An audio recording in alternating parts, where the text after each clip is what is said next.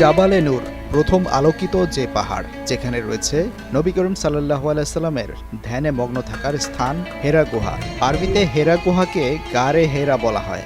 এই গুহায় প্রথম পবিত্র কোরআন তথা আল্লাহর বাণী নাজিল হয়েছিল, আর তাই পাহাড় জাবালে নূর এবং হেরা গুহা খুবই তাৎপর্যপূর্ণ। জাবালে নূর বা হেরা গুহার প্রতি ধর্মপ্রাণ মুসলমানদের আগ্রহের কমতি নেই। বিশ্বনবী সাল্লাল্লাহু আলাইহি সাল্লামের ইনশাআল্লাহ আমরা এখন ভিতরে যাচ্ছি, আপনারা সবাই দোয়া করবেন আর আল্লাহ পাক আপনাদের সবাইকে তৌফিক দিক। আমরা যারা মুসলমান আছি, মুসলমানের একটাই দাবি, আমরা মক্কা মদিনা জিয়ারত করবো, মক্কা উমরা করবো। হজে ইনশাআল্লাহ যাচ্ছি আপনাদের দেখানোর জন্য, আপনারা দোয়া করবেন। আসুন আপনারা। এরও বেশি পথ ঘুরতে হয় পায়ে হেঁটে। এক্ষেত্রে কয়েকবার পাহাড়ের মাঝে বিশ্রামাগারে বিশ্রাম নিতে হয় দর্শনার্থী। এখন আমরা জাবালে নূর যাকে বলতে হেরা গুহা, এই পাহাড় এই সিঁড়ি এখন আমরা প্রথমবার স্টার্ট করবো ইনশাআল্লাহ।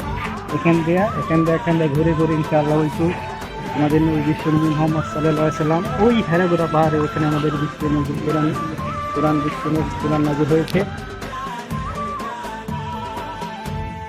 পাথরের এই পাহাড় বেয়ে পায়ে হেঁটে উপরে উঠতে কষ্ট হলেও রাসূলুল্লাহ সাল্লাল্লাহু আলাইহি সাল্লামের কাছে আল্লাহর পক্ষ থেকে যে বাণী জিবরাইল আলাইহিস সালাম এনেছিলেন, তার স্মৃতি বিজড়িত স্থানটি দেখতে আবেগের কাছে সব কষ্ট যেন ম্লান হয়ে যায়।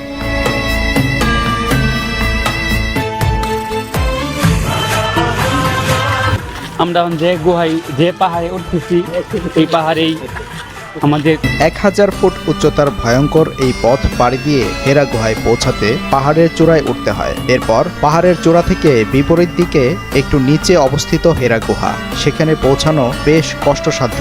একজন শক্তিশালী সামর্থ্যবান মানুষের নিচ থেকে হেরা গুহায় পৌঁছাতে সময় লাগে কমপক্ষে 1 ঘন্টা। হেরা গুহায় নবী করিম সাল্লাল্লাহু আলাইহি সাল্লামের ধ্যানে মগ্ন থাকার স্থানটি বেশ ছোট, যেখানে নড়াচড়া করতেই খুব কষ্ট হয়ে যায়। নবী মাইশা ভাতলে উঠছে ওখানে। চাচা কি বলতেছে? মাইশা ভাতলে ইনশাআল্লাহ যদিও কষ্ট হচ্ছে, আমরা যদিও 100 মিটার 150 মিটার আসছি, এখন হাঁপাই যেতেছি। তো আমার এক ছোটো ভাই, যে বন্ধু ছোটো ভাই, ও অনেক ক্লান্ত হয়ে পড়েছে। তো এখানে আরও অনেক মানুষ আসছে, ইন্ডিয়া, বাংলাদেশ, পাকিস্তান, বিভিন্ন মানুষ যাইতেছে। ইনশাআল্লাহ আমরাও যাবো, বাঙালি কথা দেখাবো এক মার মরবো। করিম সাল্লাল্লাহু আলাইহি সাল্লামের ওহীপ্রাপ্ত হওয়ার এই স্মৃতি বিজড়িত স্থানটি দেখতে যাওয়া মুসলমানদের অনেকেই এই গুহায় নামাজ আদায় করেন। আল্লাহর রহমতে অনেকটা পথ আয়া পড়ছি, যে অনেক দূর ছিল। ওই যে দেখেন, ওই জায়গায় যাইতে হইব আর কতক্ষণ।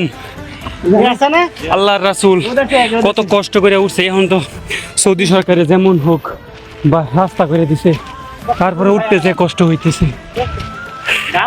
আল্লাহর নবী কত কষ্ট করে উঠছে একবার।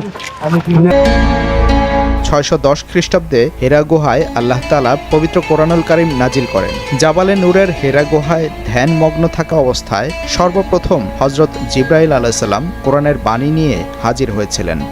ভাই জিরাইতেছি সবাই, আর অনেক দূর যাইতে হইব।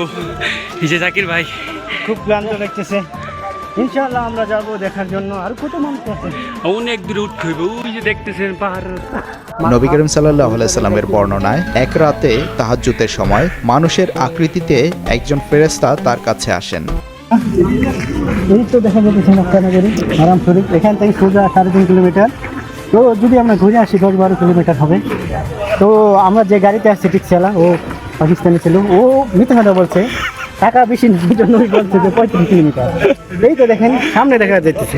তো এখানে এসে ওরা মিথ্যা কথা বলে যায়। আল্লাহ হেদায়েত দেয়। কি সুন্দর মক্কানগরী দেখেন। রাসূলুল্লাহ সাল্লাল্লাহু আলাইহি সাল্লামকে বলেন, পড়ুন। উত্তরে নবী করিম সাল্লাল্লাহু আলাইহি সাল্লাম বলেছেন, আমি পড়তে জানি না। তবুও জিবরাইল আলাইহিস সালাম তাকে আরো দুবার পড়ার অনুরোধ করেন। দুবারই প্রিয় নবী সাল্লাল্লাহু আলাইহি সাল্লাম জানালেন, আমি পড়তে জানি না। সবশেষ হযরত জিবরাইল আলাইহিস সালাম কোরআনের 5টি আয়াত পড়লেন। এই 5টি আয়াতেই নবী করিম সাল্লাল্লাহু আলাইহি সাল্লামের উপর নাজিল হওয়া প্রথম ওহী।